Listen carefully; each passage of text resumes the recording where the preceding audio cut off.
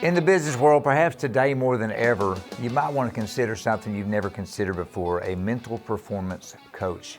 Never heard of that myself before I started reading the notes on our next guest, and I'm thinking, yeah, me of all people, I could absolutely use a mental performance coach. Well, today's your day, folks, because we're going to learn about not just mental performance coaching, but why you need it, who needs it, how it can help you, and how many different ways it's out there for you. Our guest today is Briley Casanova. Her company is Complete Performance Coaching, and she is with us today on All In. Hello, Briley. How are you? Hi, Brian. I'm doing great. Thank you for asking. How are you? I'm great. Thank you as well. I enjoyed reading your background. And someone with your background, let's get this out there, folks, and maybe we'll touch on this, maybe not. She was a extreme college athlete. When I say extreme, I really mean elite gymnast. Big time gymnast in the college world of athletics, but gymnastics of all things. I think she knows what she's talking about because we all know the physical aspects of being an athlete. Few people think about the mental aspect. That's such a huge part of it, isn't it, Briley? Yes, absolutely. And not just for the athletes involved with, whatever sport or activity they're doing, but with the parents and their coaches and just the entire, village, so to speak, when it comes to raising an athlete. There's more than just the athlete that can benefit from mental training techniques. Well, and not just athletes. I mean, certainly athletes. Let's get that out there. And surprisingly, get this out of the way, Briley. I'm not an athlete. You may have been fooled, but I'm not an athlete. but it is nice to know that the stuff you do, maybe it started for athletes. It certainly transitions into the business community as well. Absolutely. Yes. I've spoken to not just athletes, but I mean, they across the age spans too. I've been in contact and I have experience with, whether it's young kids or even older adults. And yes, businesses are also very interested in learning how to, take what athletes know and learn from their, mental techniques and apply them to their work as well. So everyone can certainly benefit from a mental performance coach of some kind. Well, we can all benefit because a lot of times, whether it's in the business world or the athletic world or any world that we all live in, sometimes we suffer from a lack of confidence. We might suffer from the fact we're scared of something. Anxiety is a big issue for so many of us. And then you got to be resilient. You got to be able to bounce back. Like the old saying goes, we're not measured in life by what happens to us. We're measured by how we overcome it. And that's what you're all about.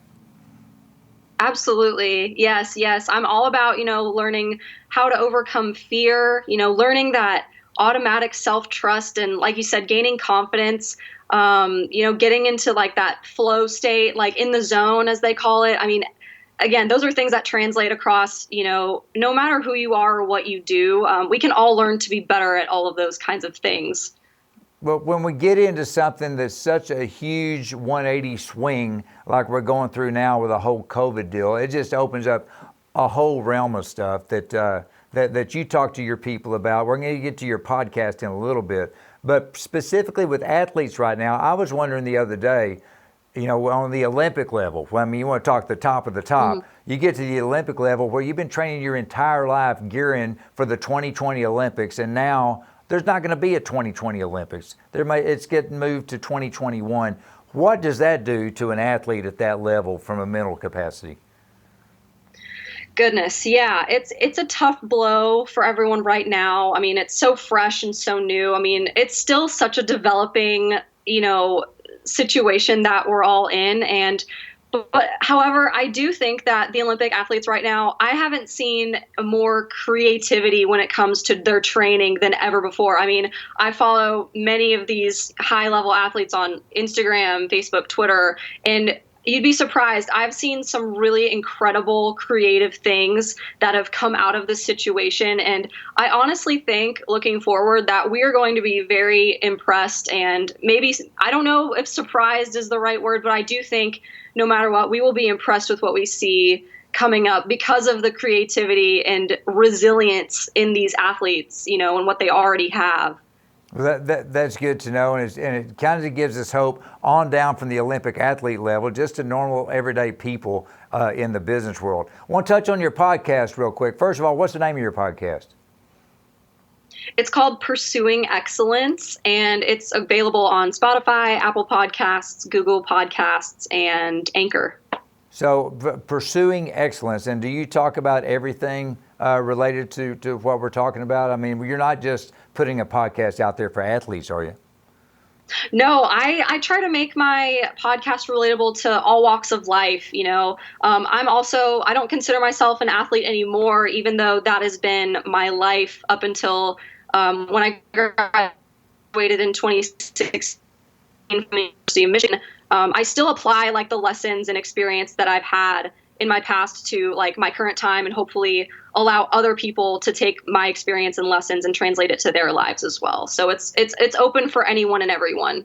So is there opportunities for companies to get out there to jump on board? I'm familiar with the podcast world, and a lot of the podcasts, people want to get associated with that and get their name in there with that. Yours sounds like the type of deal for certain companies to get involved. Do you have sponsorship opportunities? Are you at that level with your podcast? Yes, sir, absolutely. And you can reach out to me through email at briley@completeperformancecoaching.com. If you're interested in a sponsorship opportunity, I'm most certainly available and open to that. And no matter who you are, what you do, just reach out to me and we'll work something out. So do you find, I'm guessing, going back to little Briley back in the day, were you always involved in gymnastics forever? Did you participate in a variety of sports and then at a certain age say, I'm sticking no more soccer, no more softball, no more basketball, it's all gymnastics? Or for you, from day one, was it gymnastics? That's a great question. Yeah, so I started gymnastics before I could even walk. So I think I was literally a year and a half or maybe a year old. And I started with the mommy and me little baby toddler classes. And then I don't remember when I started to do tap and ballet dancing, but at some point in my, really young years, I also did that as well. But then I think I quit that tap and ballet when I was like 6 or 7, maybe 8, when my gymnastics schedule was really taking over. So for the most part, gymnastics has been my only sport, but I had been exposed to other things growing up, but nothing was ever taken as seriously as my gymnastics was. But again, let's reemphasize, it doesn't matter what the sport is. The techniques that you have and the tips that you have translate certainly to any type of athletics, but even into the business world as well. You're not strictly gymnastics. Absolutely. And I've also had experience with people in the military as well. I mean, when you're thinking of high performing people and athletes in general, I mean, the military is a great, field to express my, skills and knowledge. And I've learned a lot from that population as well. So, but even if you're not in the military, again, of course, I consult with anyone and everyone. We all have, the same, mental issues that come with whatever activity we're doing. So I want to help anyone and everyone that I can, especially during this time with COVID-19. Okay, well, let's touch on that real quick. I have about a minute left, but is there maybe just 2 little bullet points that you can give us now to help us stay focused on what we need to do with all this extra stuff coming in from COVID? Is there a couple of little tips maybe we could all use? Yes, sir, absolutely. I think prioritizing being grateful, and this is something I tell my clients, but also practice myself. So at one point during, like, for a morning person, or if you have time before you go to bed at night, write down at least 3 things that you're grateful for. And it'll force you to challenge, it'll challenge you to find the good things that you already have. And if you do that for a while and make a habit of that, then it'll over time force you to take on a new positive mindset and mentality moving forward. And it's also with prioritizing, planning your day. I think that's valuable for anyone and everyone. Prioritize what's most important to you and plan time for that. So whether that's using a journal or in your phone, whatever, calendar, those are 2 things I would recommend. There you go, folks, from professional herself, Briley Casanova, Complete Performance Coaching.